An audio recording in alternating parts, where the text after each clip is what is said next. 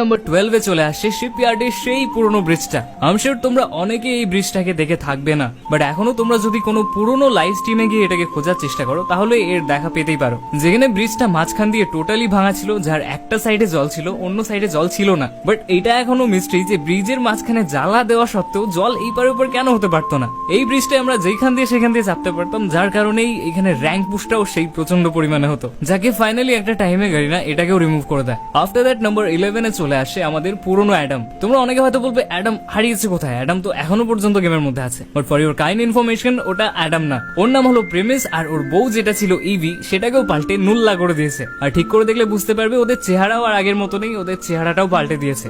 যদিও অ্যাডাম আমাদের ইমোশন, অনেক এমন ইউটিউবার আছে যারা কিনা শুধুমাত্র অ্যাডামের জন্য ভাইরাল হয়েছে, তাই অ্যাডামকে আমরা এই লিস্ট থেকে বাদ দিতে পারতাম না।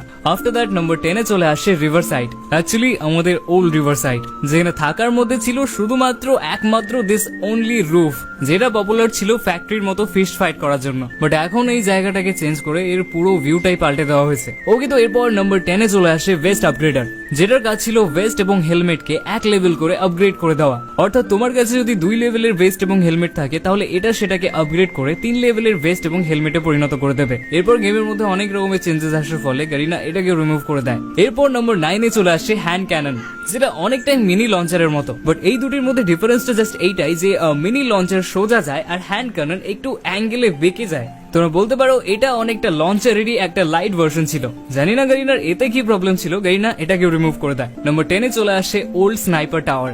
আমাদের গেমে স্নাইপার টাওয়ারে ছিল এমন একটা জায়গা যেটা কিনা ছিল ক্যাম্প করার জন্য একটা আইডিয়াল প্লেস। বাস একটা লং রেঞ্জের গান, একটা শর্ট রেঞ্জের গান আর একটা ল্যান্ডমাইন। র্যাঙ্ক পোস্ট তো চুটকি ওকা খেল। আর শুধুমাত্র ওল্ড প্লেয়ার্সরাই বুঝতে পারবে যে স্নাইপার টাওয়ারে রাশ করাটা কতটা বিপজ্জনক ছিল।